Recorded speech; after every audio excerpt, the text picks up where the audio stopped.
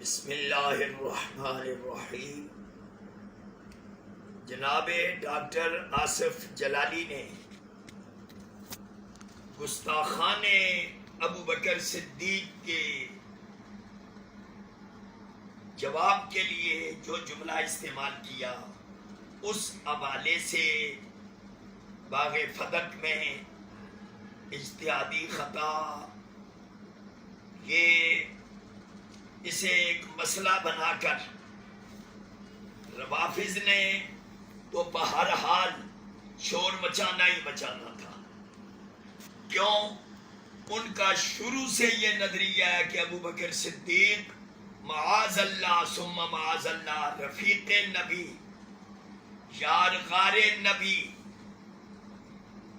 وہ معاذ اللہ ظالم تھے اور انہوں نے ان کا حق نہیں دیا تھا۔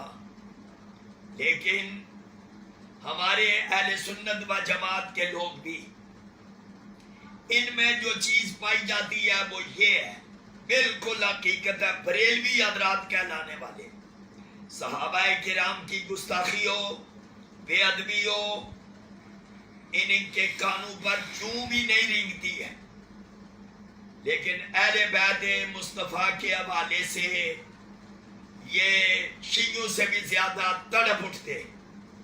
حالانکہ رسول اللہ نے فرمایا ہے صحابہ کی محبت میری وجہ سے ہے، صحابہ کو اللہ نے میرے لیے چن لیا ہے، اور جو ان سے بغض رکھے وہ مجھ سے بغض رکھتا ہے۔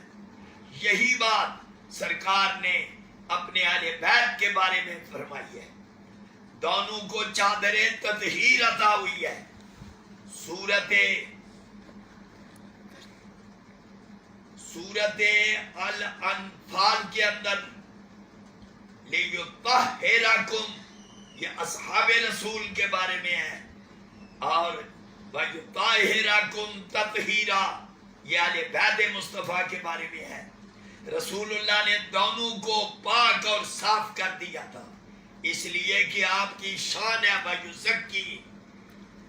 اب صحابہ کی گستاخی سن کر یہ جو کتوں کی طرح کچھ لوگ بھونکتے ہیں عبداللہ ابن سبا کی ذریت اور اس کی اولاد، وہاں یہ سارے سنی اپنے آپ کو شابی کہلانے والے، ان کا انداز یہ ہوتا ہے پتہ ہی نہیں ہے کہ کوئی بات ہوئی ہے، اور یہاں صرف خطا، اجتہادی خطا کی بات ہوئی تو انہوں نے چاں شروع کر دی ہے۔ حالانکہ پیر میر علی شاہ صاحب نے تسمیہ ما بین سنی و شیعہ کے اندر یہی حقیقت بیان کی ہے، اہل سنت کا عقیدہ بیان کیا ہے۔ اسی کی تشریح ان کی نسل میں سے پیر سید نصیر الدین شاہ نے یہ وضاحت کی ہے کہ نہ صحابہ معصوم ہے نہ اہل بیت مصطفیٰ معصوم ہے، ہم دونوں کی عزت رسول اللہ کی وجہ سے کرتے، دونوں کا مرکز رسول اللہ کی ذات ہے۔ اگر یہ نظریہ مضبوط ہو جائے تو معاملہ واضح ہو جاتا ہے۔ قرآن میں اگر پیغمبر کہتے ہیں ربنا ظلمنا، ہم کسی کو ظالم کہنے کے مجاز نہیں ہے۔ لا الہ الا انت سبحانک انی کنت من الظالمین، پیغمبر اعلان کر رہے ہمیں جرأت نہیں ہے کہ ہم ایسا لفظ ان کے بارے میں استعمال کر سکیں، لہذا نہ صحاب رسول کے خلاف کوئی کتا بھونکے اور نہ اہل بیت مصطفیٰ کے خلاف کوئی زبان درازی کرے۔ اگر یہ احتیاط شروع سے قائم رہتی، چلو شیعہ بن گئے تھے، عبداللہ ابن سبا کی اولاد بن گئی تھی، مگر انہیں اصحاب رسول کے خلاف کوئی جملہ کبھی استعمال کرنے کی جرأت نہیں ہونی چاہیے تھی، اس لیے کہ جب وہ سچے نہ ہوں ان کے خلاف جملے استعمال کیے جائیں تو قرآن کی صداقت کدھر سے آئے گی، حدیث رسول پر اعتماد کہاں سے ہوگا، پورے دین اسلام پر اعتماد کہاں سے ہوگا۔ لہذا سب سے پہلے میں اہل سنت و جماعت بریلویوں کو کہتا ہوں کہ خود الگ الگ چاں کرنا چھوڑے، شور مچانا چھوڑے، کسی یک جائی سے اب غلامی کر لو امت احمد مرسل کو مقامی کر لو، ایک جھنڈے کے نیچے جمع ہو. تمہاری بولی کبھی ان کے ساتھ ہوتی ہے جو اصحاب رسول کے دشمن ہیں، اور کبھی تمہاری بولیاں ان کے ساتھ ہو جاتی ہیں جو اہل بیت رسول کے دشمن ہیں. اس لیے یہ مرزا جیلوی جیسے لوگ پیدا ہو گئے، اسحاق مولوی اہل حدیث جیسے لوگ پیدا ہو گئے. ابھی بھی موقع ہے.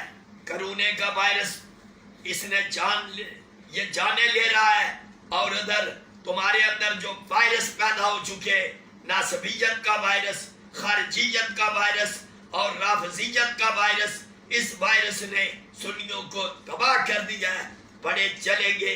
اب چھوٹے لوگ یہ عجیب و غریب بحثوں میں پڑتے ہیں. آصف جلالی کو گستاخ اہل بیت کہنا یہ خود ان لوگوں کے حرامی ہونے کی نشانی ہے. یہ آصف جلالی کبھی بھی اس کی جرت نہیں ہے. ہاں، صدیق اکبر کی عزت کی حفاظت کے لیے اگر ایک اجتہادی خطا کا لفظ استعمال کر دیا، پیر میر علی شاہ صاحب نے امکان کی بات کی ہے، تو ان کے خلاف ان کی تعویلیں کرتے کہ جی اس کا ترجمہ یہ ہے، اس کا مطلب یہ ہے. انہوں نے یہ آدھی بات کا جواب دیا ہے. نہیں، جو شیعہ کہتے ہیں کہ بموجب آیت تطہیر وہ ان سے کوئی غلطی کا ارتکاب نہیں ہو سکتا تھا، تو اس کا مطلب ہے کہ جو مقصد ہے ان کا، جو نتیجہ ہے، نتیجے کو چھوڑ کر صرف صغرے کبرے کو کہ کیا لینا ہے. پیر صاحب نے امکان کی جو بات کی ہے وہ بھی درست ہے.